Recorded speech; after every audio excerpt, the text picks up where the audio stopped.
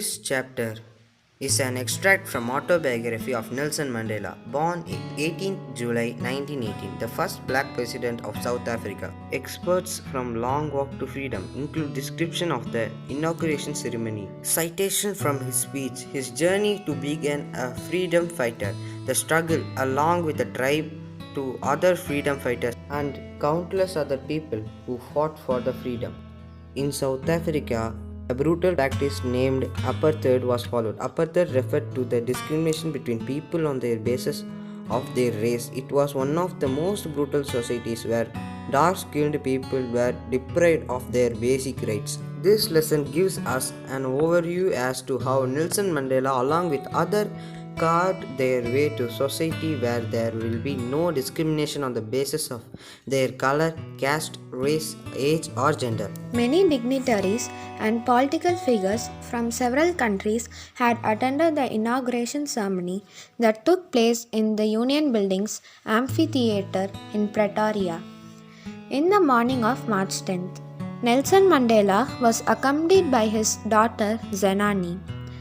On the podium, Mr. De Klerk was first sworn as second deputy president and Thabo Mbeki was sworn as the first deputy president. In his speech, Mandela addressed all dignitaries respectively and assured his fellow countrymen that his country would never experience similar suppression by one group over another. While vowing as the first black president, he established democracy in the country and said there would be no discrimination of people irrespective of caste, color, creed, or race. He assured that the government would always treat all the people of the country with due respect and equality. Finally, a chevron of Impala jets smoke trailed of black, green, red, blue, and gold of the new South African flag. Here is an original clip of Nelson Mandela's speech in the inauguration. All us do by our presence here and by our celebrations in other parts of our country and the world confer glory and hope to newborn liberty.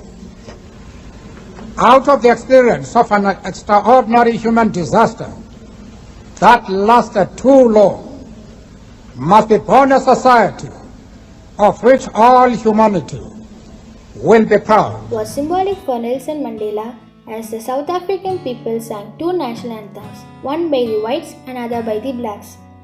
On that day, no one knew the wordings of the anthem which was sung by the blacks, but Mandela was confident that everyone would soon learn this anthem that they once hated.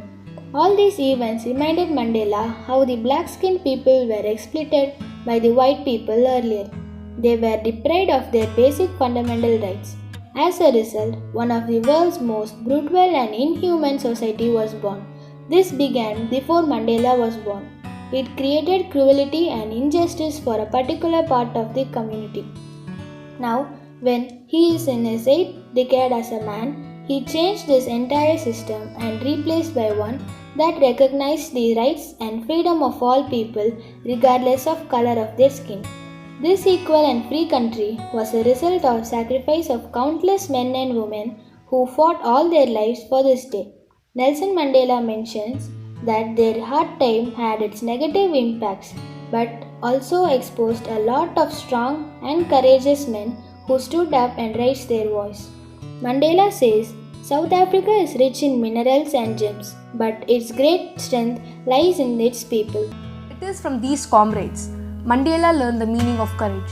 He quoted, "Courage was not the absence of fear, but the triumph over it. The brave man is not he who does not feel afraid, but he who conquers that fear."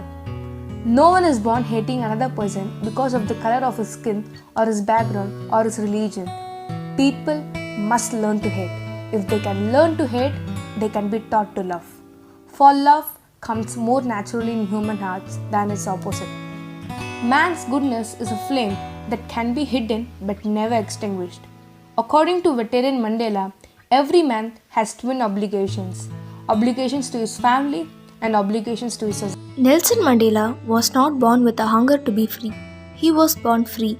Free to swim, free to roast mealies, free to run in the fields, etc. As long as he obeyed his father and abided by the customs of his tribe, he was not troubled by the laws of God or man. He learned that boyhood freedom was an illusion. As a student, he wanted freedom for himself, like stay out at night, go where he chose. Later, as a young man in Johannesburg, he wanted honorable freedoms like marrying and having a good family. But then he realized slowly he was alone not free. His people were also not free. That's when he joined African National Congress. Freedom of his people was to live their lives with dignity and self-respect. This animated his life from a frightened young man to a bold one. He was no more virtuous or self-sacrificing. Freedom is indivisible. The oppressor must be liberated just as the oppressed. The oppressed and the oppressor alike are robbed of their humanity. It always seems impossible until it's done. People should not be discriminated. Every man should fulfill his or her obligations.